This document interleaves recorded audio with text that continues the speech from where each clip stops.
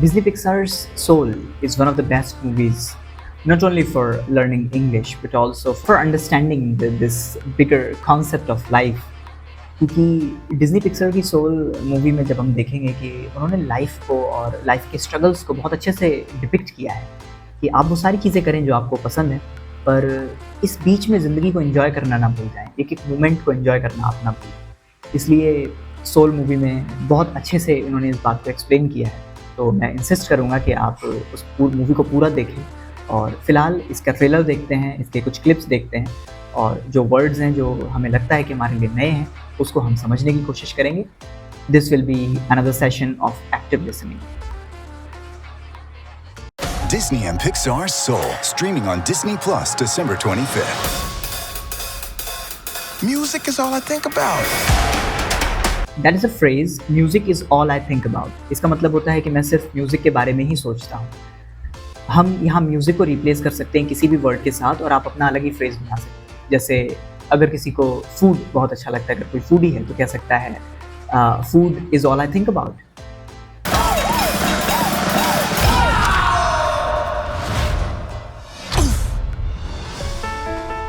Hello? What the? Wow! Oh my goodness! Oh my goodness! Help! I'm not done! Holy! Oh my goodness! Oh my goodness, इन्होंने oh माई God की जगह ओ my goodness बोला। इसके पीछे एक reason है। वैसे हम ओ माई गॉड भी कह सकते हैं और हम ये तब कहते हैं जब हम बहुत ज़्यादा सरप्राइज्ड होते हैं या फ्रस्ट्रेटेड होते हैं या फिर डर जाते हैं। क्रिश्चियनिटी में 10 कमांडमेंट्स का जिक्र आता है और उन 10 कमांडमेंट्स में एक ये भी बात है कि ईश्वर का नाम बहुत रिस्पेक्ट के साथ लिया जाना चाहिए, बहुत ही श्रद्धा के साथ, जब आपका ध्यान ईश्वर से जुड़ा हुआ हो। हम ऐसे ही बेवजह ओ माई गॉड कह देते हैं, ईश्वर का नाम लेते हैं बेवजह, बिना किसी वजह के। जैसे अगर हम सरप्राइज़ हो जाते हैं तो मुंह से निकलता है ओ माई गॉड, या फिर हम शॉक्ड हो जाते हैं तो कहते हैं ओ माई गॉड। तो ऐसा माना जाता है क्रिश्चियनिटी में कि इस वजह से खामखा में ईश्वर का नाम नहीं लेना चाहिए। इसलिए हम ओ माई गॉड की जगह ऐसे रिएक्शंस देने के लिए ओ माई गुडनेस को प्रेफर करते हैं क्रिश्चियनिटी में, वेस्टर्न कल्चर में। बाकी आपकी जो भी राय है आप कमेंट करके बता सकते हैं। This weird. The count's off. That's weird. The count's off. That's weird मतलब ये अजीब है।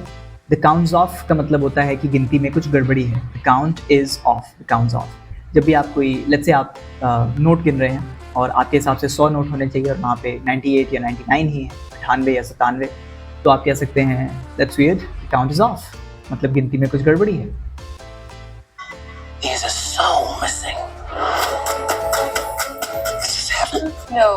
Is it H-E double hockey sticks? Hell.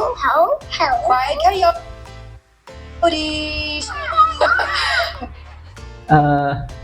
Is this H-E double hockey sticks? ये कह सकते थे इज दिस हेल, पर हेल शब्द को एक अच्छा शब्द नहीं माना जाता है, स्पेशली तब जब आपके आसपास बच्चे हों, क्योंकि पेरेंट्स ये नहीं चाहते कि छोटे बच्चे बहुत अर्ली एज में इस हेल जैसे कॉन्सेप्ट के बारे में जाने, जो एक तरह की इटर्नल पनिशमेंट के लिए यूज़ किया जाता है। तो बच्चों का दिल बहुत नाजुक होता है और इस तरीके की बातें उन्हें परेशान कर सकती हैं, इसलिए बच्चों के सामने हेल शब्द यूज़ नहीं किया जाता। तो यहाँ क्योंकि इनको ये कंफर्म करना था कि कहीं ये हेल में तो नहीं है, इसलिए इन्होंने कहा H-E डबल हॉकी स्टिक्स, क्योंकि L हॉकी स्टिक के जैसा दिखता है। पर ह्यूमर यहाँ पे ये है कि जो बच्चे हैं वो समझ गए कि ये किस बारे में बात कर रहे हैं और बच्चों ने खुद ही कहना शुरू कर दिया hell, are you talking about hell. एक और चीज़ हमने नोटिस की कि जब बच्चों ने इस तरह से बोलना शुरू किया तो उनकी जो टीचर है उसने एक साइन बनाया और कहा क्वाइट कोयोटी। कोयोटी एक जानवर होता है, इस तरह का दिखता है, इसके 2 कान हैं। कोयोटी, क्वाइट कोयोटी का मतलब होता है शांत, क्योंकि वो जानवर शांत होता है। तो टीचर कह रही है कि आप कोयोटी की तरह शांत हो जाइए, क्वाइट कोयोटी। हमारे यहाँ पे एक जेस्चर दूसरा यूज़ करते हैं, हम इस तरह से जेस्चर यूज़ करते हैं, put your finger on your mouth, keep shut, shut up, shut your mouth, इस तरह से बोलते हैं। पर यूएस में इसको बहुत लाइटली बोला जाता है और टीचर बस इतना ही कहती है कि क्वाइट कोयोटी। तो ये काफ़ी अच्छा, एक कूल सा एक जेस्चर है जो आप यूज़ कर सकते हैं अगर आप एक टीचर हैं तो।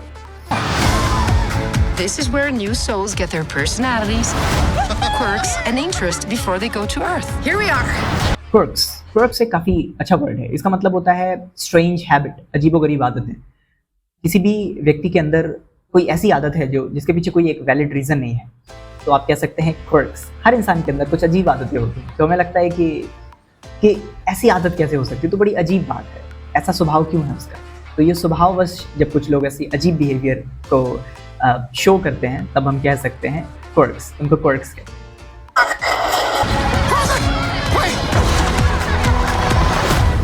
Don't worry, you can't crush a soul here. That's what life on Earth is for. एक तरह का sarcasm है, you can't crush a soul here, that's what life on earth is for। आप किसी की सोल को यहाँ पर क्रश नहीं कर सकते हैं, इसके लिए हमने धरती बनाई है, इसके लिए धरती है। क्लेवरली ये कहा जा रहा है कि धरती पर लोग अपने अजीबोगरीब नेचर की वजह से, अजीबोगरीब बर्ताव की वजह से लोगों की सोल को क्रश कर देते हैं, लोगों का दिल दुखा देते हैं। यहाँ पर ऐसा पॉसिबल नहीं है। तो एक तरह से ये एक हिडन मैसेज है सरकास्टिक वे में। Get ready. Your life is about to start. Start streaming December 25th.